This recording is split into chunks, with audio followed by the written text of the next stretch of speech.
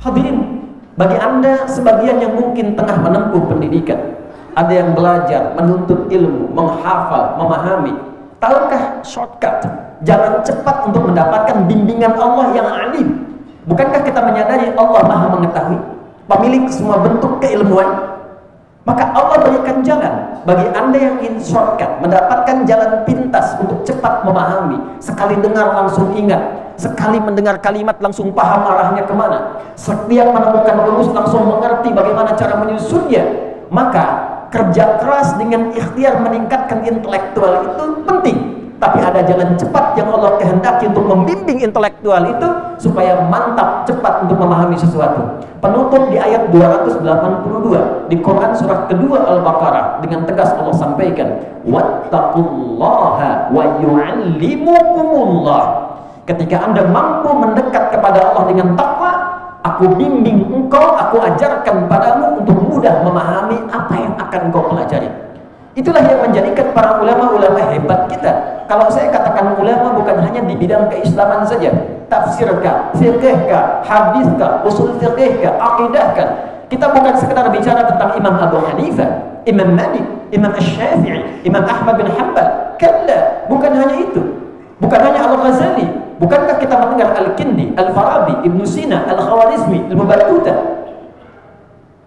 Siapa mereka semua? Begawan pengetahuan yang telah melahirkan bukan hanya karya, tapi menjadi pedoman yang sifatnya abadi, bahkan kajian-kajian yang bukan hanya di dunia Islam, bahkan di barat pun abadi sampai dengan kini. Siapa yang tidak kenal dengan Avicenna, Ibnu Sina itu? Siapa yang tidak paham dengan Ibnu Rushd, Averroes itu? Silahkan Anda cek bagaimana mereka tumbuh di usia-usia menjelang balik, usia 8, 9, 10, sampai 12 tahun. Anda buka biografinya, tidak pernah orang tua mereka memulai mereka berpendidikan dan belajar kecuali didekatkan dengan Allah Subhanahu wa Ta'ala dengan nilai-nilai ketakwaan. Itu yang menjadikan seorang Ibnu Sina belajar kedokteran bisa mendapatkan pemahaman yang cepat, bahkan sebagiannya otodidak dengan mengembangkan nilai dan pengalaman yang telah ia dapatkan sebelumnya. Siapa yang membimbingnya? Wattaqullaha wa yu'allimukumullah. Hadirin, jadi kunci kebahagiaan itu takwa. Kunci kepintaran itu takwa. Kunci berkemajuan itu takwa. Kunci mendapatkan solusi itu takwa. Bahkan kunci mendapatkan rezeki yang membahagiakan itu takwa. Bukan sekedar banyak, tapi berkah. Anda dapat banyak, tidak berkah. Habisnya cepat, tidak dinikmati, menjadi beban. Untuk apa mendapatkan banyak harta kalau tidak bahagia? Tanyakan pada diri Anda memilih kaya tapi gelisah atau miskin tapi tenang? Semua pasti akan mengatakan kaya dan tenang. Karena dasar kehidupan yang pertama ketenangan. Mawaddah, harta melimpah, rahmah, kasih sayang, tidak ada faedahnya kalau nggak ada sakinah. Sakinah itu kebahagiaan yang dihasilkan dari ketenangan. Jadi ketika Islam menawarkan solusi bukan sekedar kuantitas, tapi pun diiringi dengan kualitas yang paripurna. Pertanyaan berikutnya, ya Allah, ya Rasulullah, bagaimana cara kami meningkatkan takwa kepada Allah untuk meraih apa yang dijanjikan tadi? Dan dahsyatnya, sebelum ayat itu kita bacakan, Allah sudah tunjukkan tokoh-tokoh yang sukses mempraktekkan itu, yang bahkan kisahnya melintasi zaman, dibuktikan secara sejarah ada, dilihat napak tilasnya dapat dicari, bahkan bukti sebagian peninggalannya bisa didapati sampai dengan kini. Siapa yang tidak kenal dengan Uthman bin Affan? Siapa yang tidak tahu dengan Abdurrahman bin Auf? Cek mereka sebelum meningkatkan takwa, dengan setelah mereka meningkatkan takwa, berapa peningkatan aset yang didapatkan?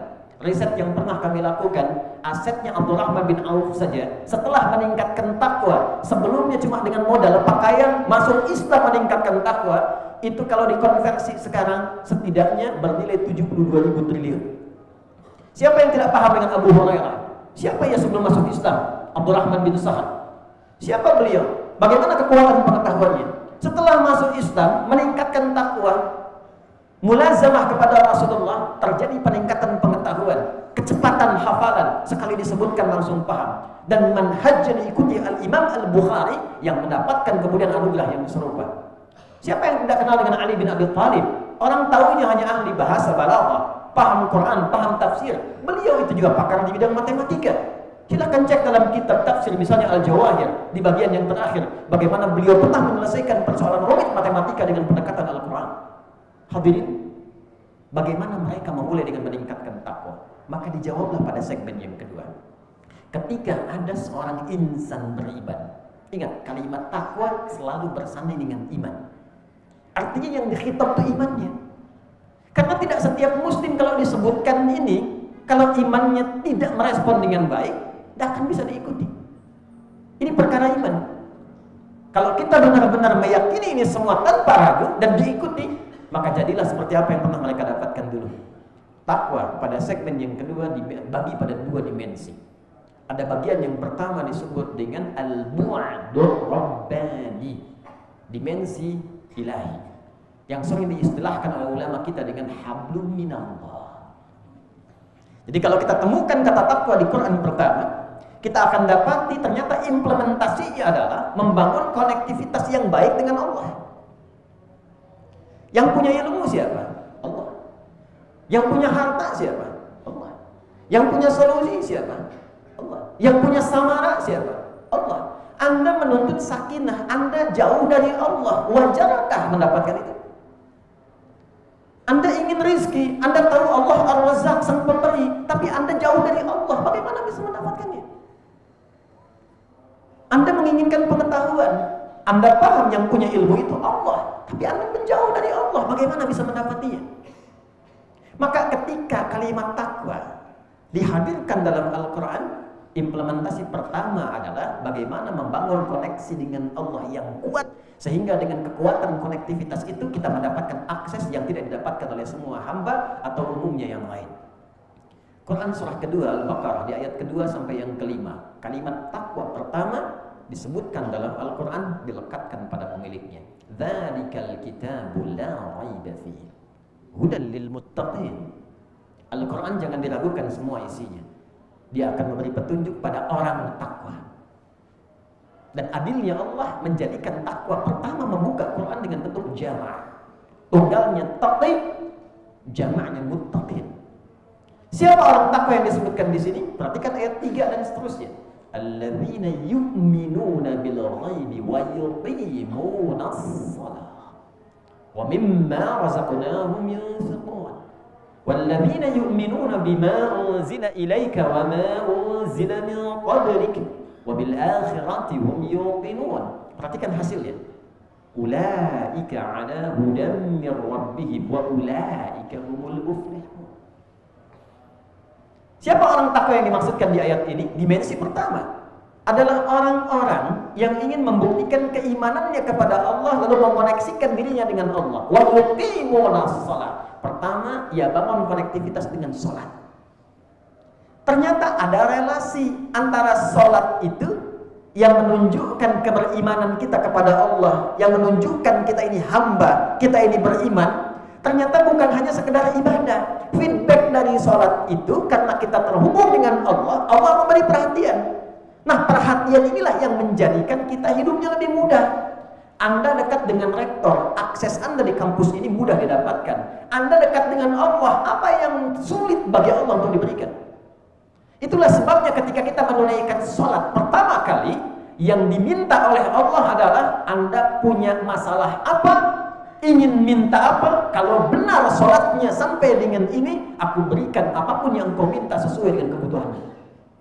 Itulah sebabnya di Al-Baqarah ayat 45, ketika kita diminta sholat, kalimatnya jelas, wasta'inu bis-sabri was-shalah. Jika Anda punya persoalan dalam kehidupan yang ingin diselesaikan, terima dulu dengan sabar, lalu tunaikan sholat, mintalah kepada Allah lewat sholat. Kalau masih belum yakin, imannya ditanya, maka muncul kembali di Al-Baqarah ayat 153, ya ayyuhalladzina amanu sta'inu bis-sabri was-shalah. Hei, kamu ini punya iman apa enggak? Yakin apa enggak dengan Allah? Kata Allah, kalau kamu punya masalah, aku pemberi solusinya. Bagaimana mintanya? Tunaikan sholat. Saat itulah kita mengatakan, firman Allahnya perintahnya wasta'inu, bila ingin dirubah pada bentuk permintaan, maka dirubah katanya menjadi nasta'inu. Itu yang menjadikan kita berkata setiap berdiri dalam sholat, iyyaka na'budu wa iyyaka nasta'in. Saat benar sholat yang kita tunaikan sampai detik itu, perhatikan hadis qudsinya dari sahabat Abu Hurairah radhiyallahu taala anhu. Qasamtu sholata baini wa baina 'abdi ila nisfaini. Dalam hadis qudsi kata Allah Subhanahu wa taala, aku bagi segmen sholat pada dua bagian. Ada kewajiban hambaku untukku, ada kewajibanku untuk hambaku. Jika benar hambaku menunaikan sholat pada detik itu, aku kabulkan apapun yang ia minta selama itu menjadi kebutuhannya. Idza qala al-'abdu alhamdulillahi rabbil alamin, jika hambaku berkata alhamdulillahi rabbil alamin, qala Allah azza wa jalla hamadani 'abdi. Jika seorang yang salat berkata dalam salatnya alhamdulillahi rabbil alamin, itu dijawab oleh Allah, saudara. Kita senang menghadap, dijawab oleh Allah. Karena itu kita belajar bacaan yang benar supaya enggak malu menghadap pimpinan ditata-tata kalimat, menghadap Allah kok bacaan berantakan. Tapi mintanya banyak. Itu sebab yang menjadikan kita terlatih, pakai pakaian yang bagus, menghadap, minta, dijawab. Hambaku sedang memujiku. Idza qala al-'abdu ar-rahman ar-rahim, qala Allah azza wa jalla asna 'alayya 'abdi. Jika hambaku berkata ar-rahman ar-rahim, aku jawab kata Allah, hambaku sedang menyanjungku. Wa idza qala al-'abdu maliki yaumiddin, kalau hambaku berkata maliki yaumiddin, qala Allah azza wa jalla majjadani 'abdi. Allah menjawab, hambaku sedang mengagungkanku. Perhatikan. Wa idza qala al-'abdu iyyaka na'budu wa iyyaka nasta'in. Kalau hambaku berkata, ya Allah, aku beriman dan aku buktikan keberimananku kepadamu dengan menyembahmu saat ini. Dan aku sedang punya masalah.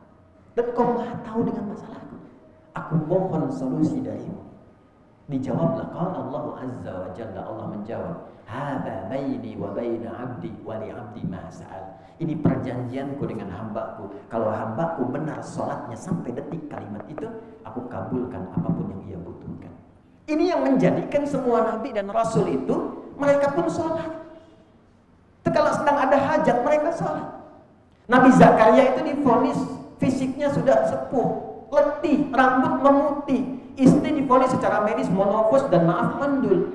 Secara medis gak mungkin, secara klinis mustahil. Apa yang beliau lakukan? Bangun menunaikan sholat. Quran surah ketiga, Ali Imran ayat 38 sampai 39. Saat berdiri dalam sholat itulah minta kepada Allah. Hunalika da'a Zakaria rabbah. Qala rabbi habli min ladunka dzurriyyatan thayyibah innaka sami'ud du'a. Beliau berkata, ya Allah, semua memvonis aku tak mungkin punya keturunan. Maka aku abaikan mereka, aku mohon padamu yang tidak punya pernah batas dalam pemberian. Kalau ada orang mengatakan kepada Anda, mustahil kamu dapat itu, gak akan bisa begitu, itu tanda pertama dari Allah. Abaikan semua pandangan itu, beralihlah kepada Allah, karena Allah ingin memberi tanpa campur tangan hambanya. Maka apa jawabannya? Fanadatul malaikatu huwa qa'imun yusalli fil mihrab. Dijawab turun malaikat, engkau akan punya keturunan, namanya langsung dari Allah, Yahya, yang mustahil menurut manusia. Ada bayi yang lahir dari rahim perempuan yang menepus dan mandul hidup, kata Allah tidak ada yang mustahil, jadi dan hidup dia. Kapan terjadi? Qaimun yusalli fil mihrab, sedang sholat. Ini yang menjadikan Nabi Musa sholat, Quran surah ke-20 ayat 14. Itu yang menjadikan Nabi Isa sholat, Quran surah 19 ayat 31 sampai 33. Itu yang menjadikan Nabi Ismail memerintahkan semua keluarganya sholat. Wa kana ya'muru ahlahu bis sholat, Quran surah ke-19 ayat 55. Semua Nabi Rasul sholat.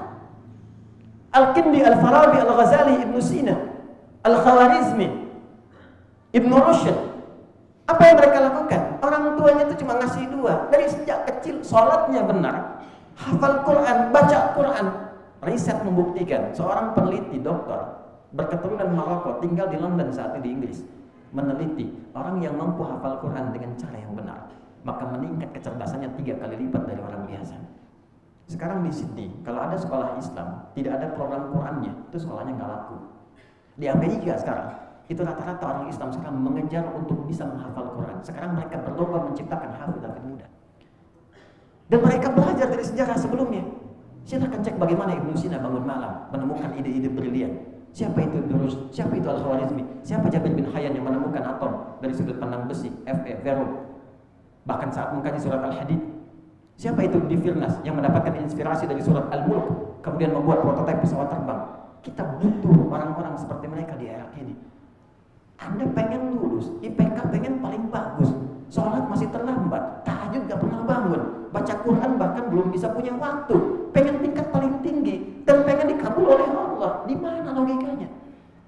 Dan Anda mengaku beriman, pengen masalah selesai tapi jauh dari Allah, pengen rezeki dimudahkan tapi jauh dari Allah. Ayat ada, contoh jelas di hadapan mata, kisah diperdengarkan, belum yakin juga, dengan cara apa lagi diberikan keyakinan.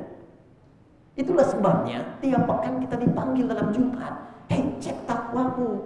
Mungkin kesulitannya bukan karena belum pintar, belum takwa. Mungkin dengan Allah ada yang belum selesai urusannya. Ini yang menjadikan tiap pekan kita datang untuk menghadap kepada Allah dan mengingatkan dan mengevaluasi selama sepekan. Mungkin ini yang belum selesai, yang butuh untuk direnungkan dalam Jumat ini.